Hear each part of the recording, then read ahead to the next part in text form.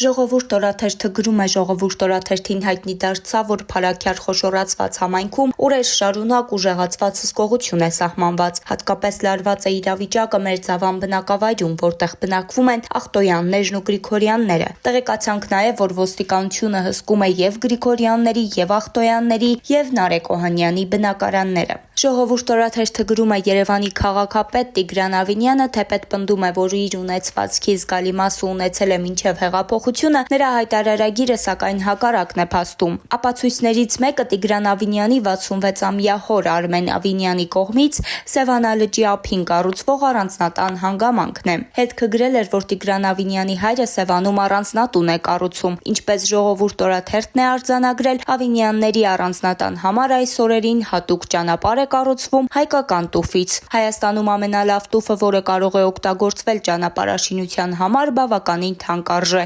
500-ից 600 դրամ։ Ժողովուրդ օրաթերթը կապվեց Ճամբարակ խոշորացված համայնքի Շողակաթ գյուղի վարչական ղեկավար Նաիրի Պողոսյանի հետ հասկանալու համար, արդյոք Երևանի քաղաքապետի հոր շքեղ առանձնատուն տանող ավտոճանապարհը նորոգվում է համայնքային բյուջեով, թե անձնական միջոցներով։ Վարչական շրջանի ղեկավարը ժողովուրդ օրաթերթի հետ զրույցում պնդեց, թե համայնքը ոչ նյութապես, ոչ ֆինանսապես չի աջակցում տան ճանապարհի կառուցմանը։ Ժողովուրդ օրաթերթը գրում է, վերջին օրերին Փարաքյարում, այնուհետև Սյունիքում ու Արմավիրում հնչած կրակոցներն ու դրանց հետևանքով առաջացած քրեածին լարվածությունը դարձյալ հստակեցրել են մեկ բան՝ իրավապահ համակարգի տարբեր օղակներ պատասխանատվություն ստանձնելու փոխարեն փորձում են մեղքը բարթել միմյանց վրա։ Օրաթերթը պարզեց, որ յուրաքանչյուր կառույց իր արդարացումն ունի, ոստիկանությունում վստահեցնում են, թե իրենք իրենց գործը հստակ կատարում են։ Մենք անմիջապես հայտնաբերում ու ձերբակալում ենք հանցանք կատարողին, տալիս ենք քննիչներին, եթե կալանավորելու փոխարեն ազատ են արձակում, դա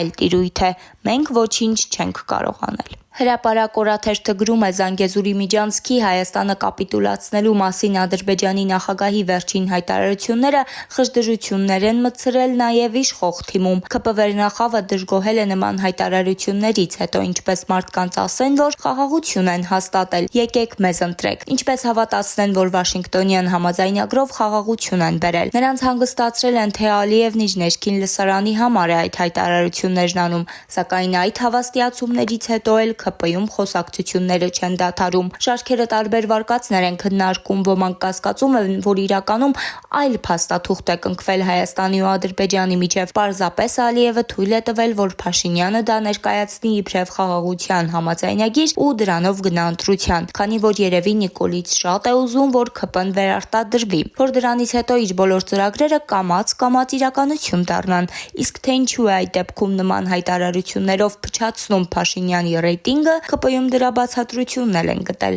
Շանտաժ է անում, որ հետո ավելին ստանա։ Այս եւ այլ մանրամասներին ծանոթանալու համար հետևեք Օրագիր Նյուզին։